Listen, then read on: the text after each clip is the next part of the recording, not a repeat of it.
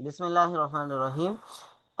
Chapter 31, doctor Imran Ashraf Usmani साहब की किताब Meezan bank guide to Islamic finance का जो है वो हम फर्दर देखते हैं। प्लेज से, प्लेज कहते हैं रहन को।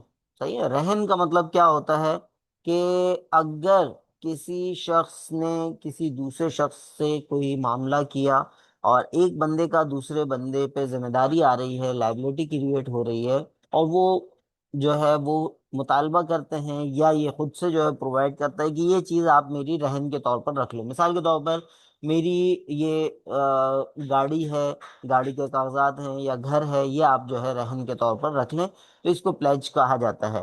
तो अब ये लेजिटिमेसी के हवाले से बात कर रहे हैं। लेजिटिमेसी ऑफ प्लेज क्या है?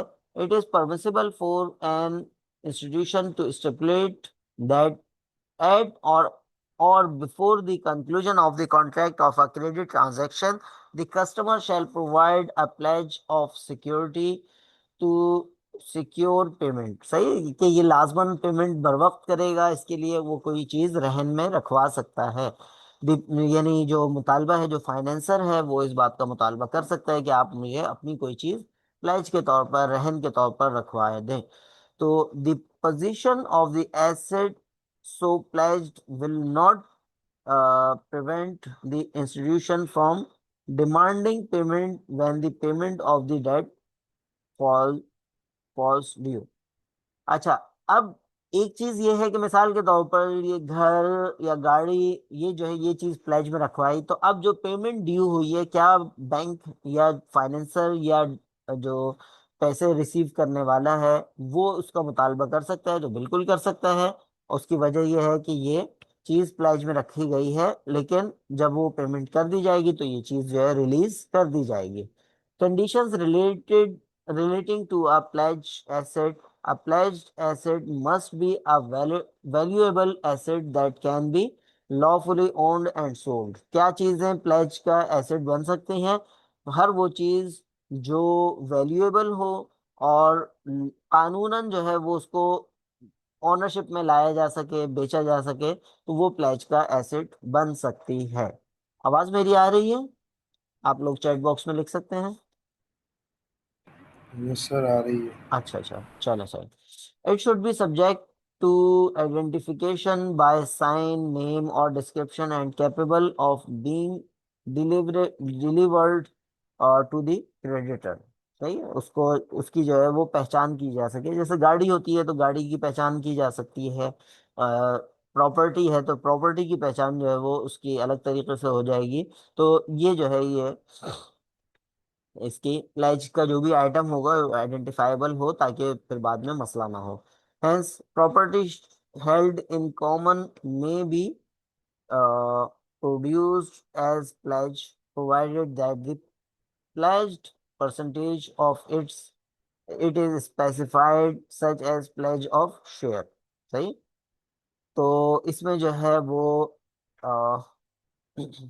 कॉमन प्रॉपर्टी है, उसको जो है प्लेज में रखवाया जा सकता है। जैसे मिसाल के तौर पर कोई आपकी जो है वो प्रॉपर्टी है जो आपकी अकेले की नहीं है, बल्कि कॉमन है आपके साथ, उसमें दो तीन लोग और शरीक हैं, जैसे विरासत का मकान वगैरह होता है, तो उसमें आपकी ऑनरशिप परसेंटेज के शेयर के मुताबिक जो है वो उसको प्लेज में रखाया जा सकता है।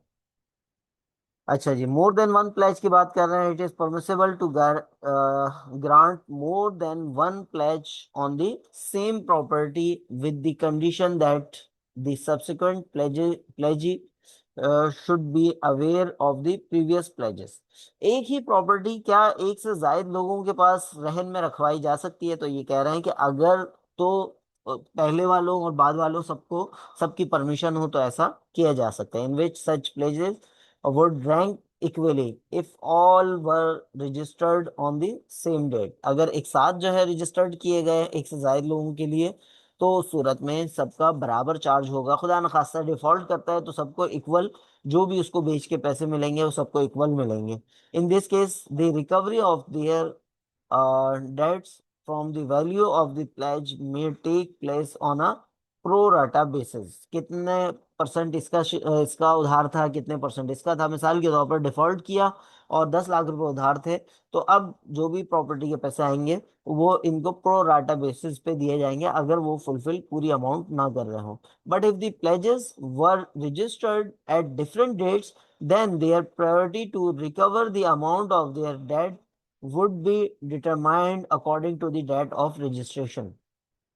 बात का ऐसा होता है कि एक दफा एक एक प्रॉपर्टी एक के नाम प्लेज करवाई, फिर उसकी परमिशन से दूसरे तीसरे चौथे के नाम भी करवानी हुई रजिस्ट्रेशन, उसकी प्लेज की बाकायदा रजिस्ट्रेशन वगैरह होती है, हाइपोथिकेशन होते हैं, चीजें होती हैं, बैंकिंग सिस्टम में ये कॉमन है। तो ऐसे उसमें जो है वो उसकी जो first first come first serve का फॉर्मूला होगा, जिसको पहले जो है वो रहन के तौर पर रखवा दिया था, जिसको पहले कह दिया था कि ये चीज गारंटी के तौर पर आपके पास है। ये गारंटी के चैप्टर में अंदर लाने की बात ये हो रही है कि उसमें ऊपर जो डिस्कशन थी वो बात हो रही थी कि कोई फर्द किसी की गारंटी ले, और यहाँ पर बेसिकली ये एसेट जो है वो गारंटी ले रहा है, प्लेज के अंदर वो एसेट गारंटर बन रहा है कि भाई अगर ये डिफॉल्ट किया या इसने परफॉर्म नहीं किया तो इस एसेट को बेच के जो है वो इसके पैसा दिया जाएगा। सही। इसी तरह position and ownership of pledged asset की बात कर रहे हैं। The pledged asset remains the property of the pledger so far as is continues to be the subject of pledge. जब तक वो रहन है, जब तक वो ऑनरशिप उसकी बरकरार रहेगी, जो एक्चुअल मालिक है उसकी ऑनरशिप बरकरार रहेगी, हाँ उसके इस्तेमाल में नहीं है। In principle the pledged asset should be in position of the creditor. उसूली तौर पर क्या होना चाहिए कि जो एसेट है, जैसे ये प्रॉपर्टी है या कोई और चीज प्लेज में रखवाई गई है, वो पोजीशन ऑफ द क्रेडिटर उसके हवाले कर दिया जाए, ताकि जाहिर सी बात है फरिहान मकबूजा वाली जो बात है वो पूरी हो जाए, कि यानी रहन जो है वो किसी जिसका जिसका जिम्मा है उसको इत्मीनान हो जाए भाई ये चीज मेरे पास है। However it is permissible that it it be left in the position of the debtor and all the rules governing pledges remain applicable to such a pledge।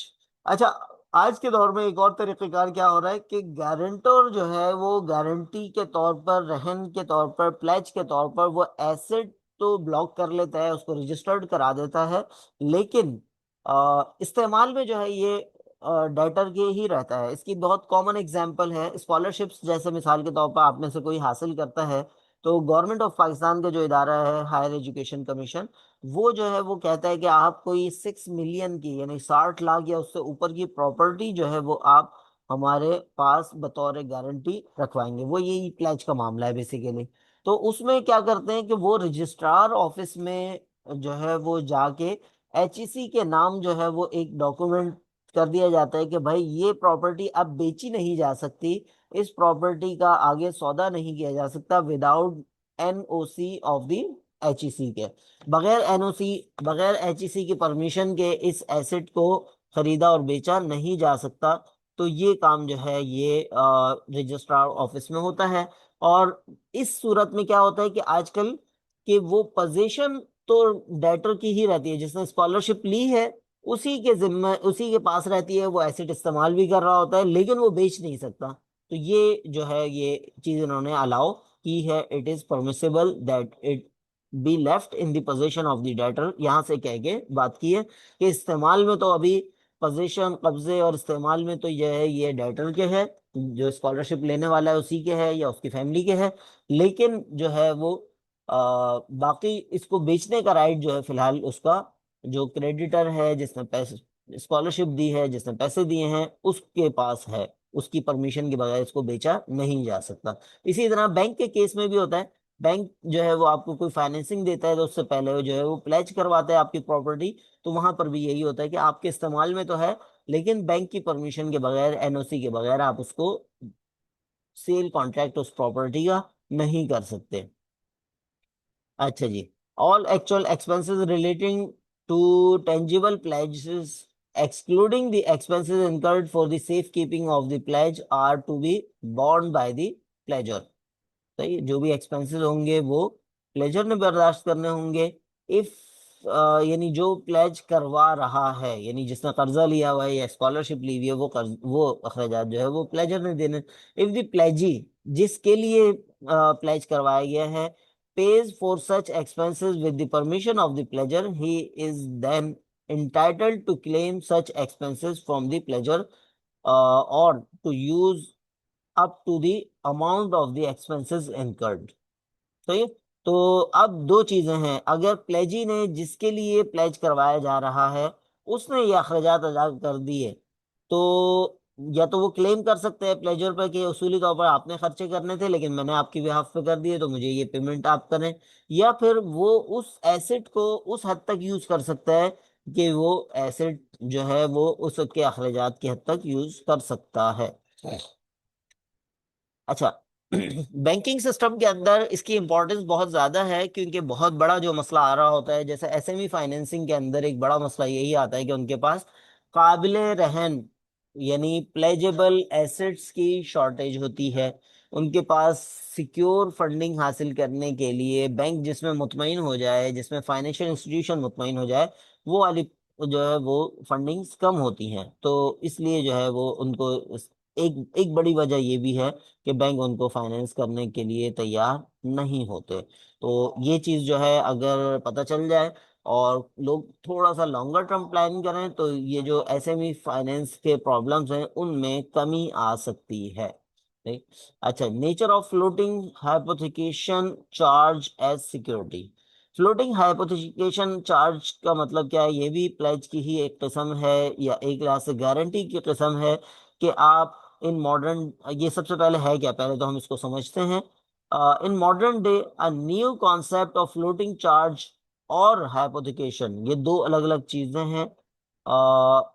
Charge has emerge, एक नया कॉन्सेप्ट हुआ है। Under this concept, if a customer has taken 1 billion of financing from a financial institution, the customer provides a guarantee to the FI and a financial institution to recover the debt by selling the assets of the company। Company के assets बेचकर जो है ये guarantee देता है कि भाई आपका जो मैंने पैसा लिया है 1 billion रुपीज, ये मैं आपको कंपनी के एसेट्स बेचकर दूंगा।